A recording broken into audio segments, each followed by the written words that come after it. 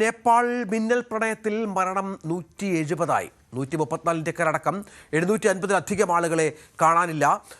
നേപ്പാളിലെ വെള്ളപ്പൊക്കത്തിൽ നിരവധി മലയാളികളും കുടുങ്ങി എന്നുള്ള വിവരം കൂടി ഇപ്പോൾ പുറത്തുവരുന്നുണ്ട്. കൊച്ചിയിൽ നിന്നുള്ള 36-അംഗ വിനോദസഞ്ചാര സംഘം സുരക്ഷിതമാണ് എന്നുള്ളത് ആശ്വാസകരമായ വിവരമാണ്. മരുന്നുകളടക്കം 10 ടൺ രക്ഷാസാമഗ്രികൾ ഇന്ത്യ നേപ്പാളിലേക്ക് കയറ്റി അയച്ചിട്ടുണ്ട്.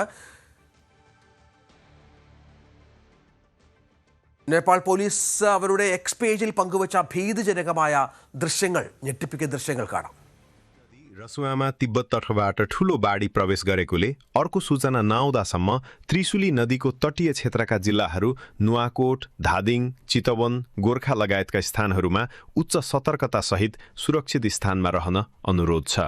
भोटेकोशी नदी रसुवामा तिब्बत तर्फबाट വി വിനോദ് വിവരങ്ങളുമായി ചേരും. വിനോദ്, മലയാളികളടക്കം ഇവിടെ നമ്മൾ നേരത്തെ പറഞ്ഞതുപോലെ പ്രധാനപ്പെട്ട ടൂറിസ്റ്റ് കേന്ദ്രമാണ്. ഒരുപാട് പേർ ആ പ്രദേശങ്ങളിലൊക്കെ ഉണ്ടായിരുന്നു. ഇന്ത്യക്കാർ ഒരുപാട് പേർ അപകടത്തിൽപ്പെട്ടിട്ടുണ്ട്. വിദേശികൾ അപകടത്തിൽപ്പെട്ടവരുടെ എണ്ണം 500 കവിയുമെന്നാണ് നേപ്പാൾ ഇപ്പോൾ വ്യക്തമാക്കിയിരിക്കുന്നത്. ഏറ്റവും പുതിയ വിവരങ്ങൾ എന്തൊക്കെയാണ്?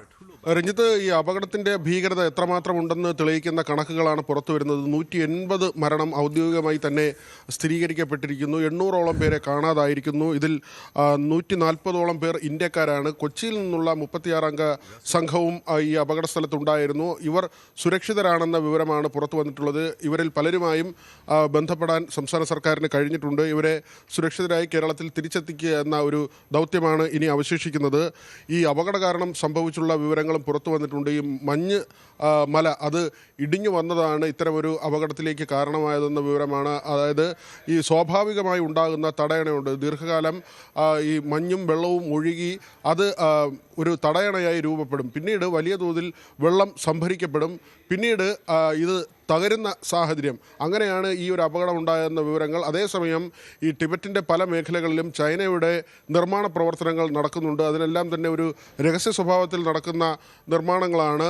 അത് ഈ അപകടത്തിന് കാരണമായോ എന്നത് സംബന്ധിച്ചുള്ള കാര്യങ്ങളും പുറത്തു വരേണ്ടതുണ്ട്. മാത്രമല്ല, ഈ അപകടമുണ്ടായ മേഖലയിൽ തന്നെ ചൈന ഒരു വലിയ അണക്കെട്ട് നിർമ്മിക്കുന്നതിന് വേണ്ടിയുള്ള പദ്ധതി പ്രവർത്തനങ്ങളുമായി മുന്നോട്ട് പോവുകയാണ്. ഈ പദ്ധതി ഉപേക്ഷിക്കണമെന്ന ആവശ്യം ഇപ്പോൾ പല കോണുകളിൽ നിന്ന് ഉയരുകയും ചെയ്യുന്നു. രസുഖഗഡി പ്രവിശ്യ ചൈനയുടെ നിയന്ത്രണത്തിലുള്ള ടിബറ്റിൻ്റെ പ്രദേശമാണ്. അവിടെയാണ് ഈ അപകടത്തിൻ്റെ ആദ്യ കേന്ദ്രം. അവിടെ നിന്നാണ് ഈ വെള്ളം കുത്തിയൊലിച്ച് എത്തുന്നത്.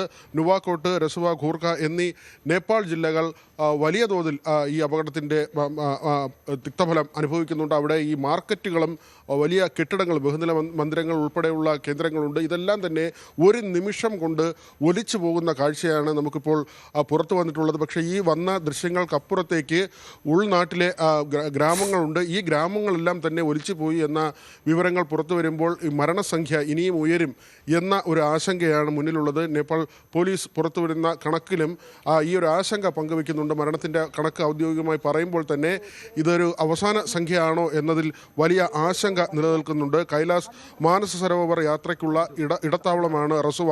കാഠ്മണ്ഡുവിൽ നിന്ന് ഏതാണ്ട് 120 കിലോമീറ്റർ ദൂരമുണ്ട്. ഈ നേപ്പാൾ ജില്ലയാണ്, ഇതൊരു പ്രധാനപ്പെട്ട ജില്ലയാണ്. 7 മണിക്കൂർ ജീപ്പിൽ യാത്ര ചെയ്യണം. കാഠ്മണ്ഡുവിൽ നിന്ന് ഇവിടെ എത്താൻ 7 മണിക്കൂർ യാത്ര ചെയ്യണം. റസുവയിൽ നിന്ന് റസുവഗുഡിയിലേക്ക് പോകുന്നതിന് മുൻപ് ടിബറ്റിലേക്ക് പ്രവേശിക്കുന്ന എമിഗ്രേഷൻ സെൻ്റർ ഉണ്ട്. കെയ്റോഗ് എന്നാണ് ഈ എമിഗ്രേഷൻ സെൻ്ററിൻ്റെ പേര്. ഈ എമിഗ്രേഷൻ സെൻ്റർ പൂർണ്ണമായും ഈ വെള്ളമെടുത്ത് പോകുന്ന കാഴ്ചയായിരുന്നു. നമ്മൾ ഈ ലഭിച്ച ദൃശ്യങ്ങളിൽ ഒരു 4 നില കെട്ടിടമുണ്ട്. വലിയ കെട്ടിടമാണ്. അതൊക്കെ തന്നെ ഒരു നിമിഷം കൊണ്ട് വെള്ളമെടുത്ത് പോകുന്ന കാഴ്ചയായിരുന്നു. പ്രാദേശിക സമയം രാവിലെ 8:30 മണിയോടുകൂടിയാണ് കഴിഞ്ഞ ദിവസം ഈ അപകടം സംഭവിക്കുന്നത്. അതുകൊണ്ട് തന്നെ ഈ പകൽ സമയമായതുകൊണ്ട് തന്നെ മാർക്കറ്റിലും പൊതുനിരത്തിലും ഒക്കെ തന്നെ വലിയ തോതിൽ ആളുകളുണ്ടായിരുന്നു. പാർക്ക് ചെയ്തിരുന്ന വാഹനങ്ങളും ഓടിക്കൊണ്ടിരുന്ന വാഹനങ്ങളും സാഹചര്യം. ഏതായാലും നേപ്പാളിനെ പിടിച്ചു കുലുക്കിക്കൊണ്ട് അതിൽ ആശങ്കയുണ്ടാക്കുന്നത് ഇന്ത്യക്കാരുടെ അടക്കം സാഹചര്യങ്ങളുണ്ട്. നമ്മുടെ സംവിധാനങ്ങളൊക്കെ ഉണർന്ന് പ്രവർത്തിക്കുന്ന പശ്ചാത്തലം വളരെ പ്രധാനപ്പെട്ടതാണ്. അപ്പോഴും നിരവധി ആളുകളെ കുറിച്ച് ഇപ്പോഴും വിവരങ്ങൾ കിട്ടാനുണ്ട് എന്നുള്ളത് ആശങ്കാജനകമാണ്. കൂടുതൽ വാർത്തകൾക്ക് News 18 Keralam YouTube channel subscribe ചെയ്യുക.